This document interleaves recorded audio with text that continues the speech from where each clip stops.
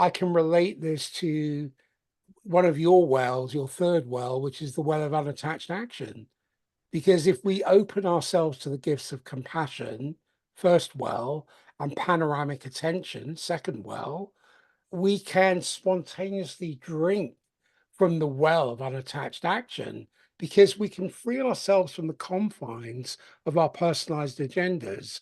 We move more in intuitive resonance with the way of life itself. It's like a reed bending with the breeze. Our actions flow fluidly in harmonious response to the organic unfurling of each moment, where we're unbound from the tyranny of preferences. So we act with a liberating lightness, a dance really animated by innate intelligence rather than predetermined scripts. And I think even amongst the turmoil we're seeing and the uncertainty, our virtues, our values, our deeds can arise from a core of unshakable trust in life's intrinsic benevolence, because we can surrender attached outcomes, embrace uncertainty as the primordial essence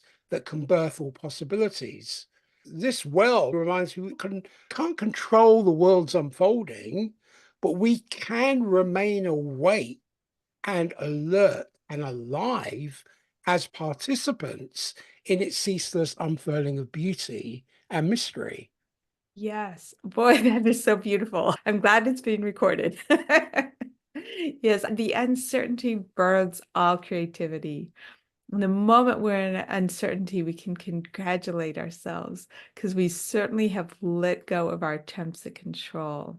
Mm. Uncertainty is that beautiful place. So when we act, knowing there's uncertainty, we're just taking what we feel to be the guidance of our next step and seeing what it will deliver. That creates this openness, that creates this possibility that pulls everything else in. Anytime that it's looked like I was manifesting something, which seems to happen a lot, it starts with just, oh, yeah, this is a wild situation here. We were deciding what house we wanted to buy, and we live in a 7,000 person town. So you can actually count the number of houses. I think I don't remember exactly, but you actually can drive through town and count all the houses. Most of them face east-west. And I really wanted a house that faced south. So now you really can count. Literally, I think there were, I can't remember, 50 houses in the whole town that faced south. So I thought, what is the likelihood we're going to be able to do that? Then I just let that go. Okay, who knows how this is going to work out? And I just drew out the floor plan that I would like. And then 2 weeks later, lo and behold, one of those houses in a cul-de-sac, which we really wanted, became available. It was at a really great price because the person had done a reverse mortgage on it. So it was owned by the bank. It was amazing how well it all came together. And I drew that picture with just total unattachment. Even when I do my taxes now, I thought, okay, I'm not going to live from force anymore. How in the world are my taxes going to get done? And I thought, okay, I also don't have resistance. That's the part of the unattachment. It's not only controlling for the outcome, but it's also letting go of doing what needs to be done. So I just thought, okay, we'll just see what's going to happen. When I found myself having thoughts about doing the taxes, I'd go and do some of it. And lo and behold, they got done. I think it was 3 or 4 weeks early. And I was so surprised. So this unattached action is this place of letting ourselves flow without constantly questioning and analyzing. It's just letting us notice those inclinations, flowing with them with curiosity and discovery, constant curiosity and Mm. discovery. Clearly, you're living in constant curiosity and discovery. Your life has made a lot of changes over the past year.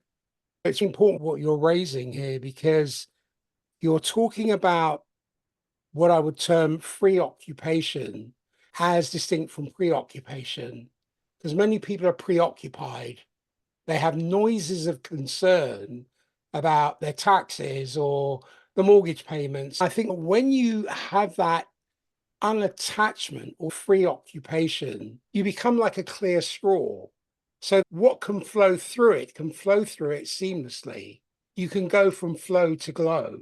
And what that does is it builds an inner potency, especially for the feminine. It builds the inner potency whereby that leads to and connects to an inner stability. And that inner stability has the eyes, the external eyes, that looks at an outer equilibrium. So whilst developing inner stability, you're also developing the outer equilibrium. It doesn't matter what is going on in the world. We know there are wars and the threat of nuclear war and all the rest of it. But at the end of the day, you only see what you teach yourself to see.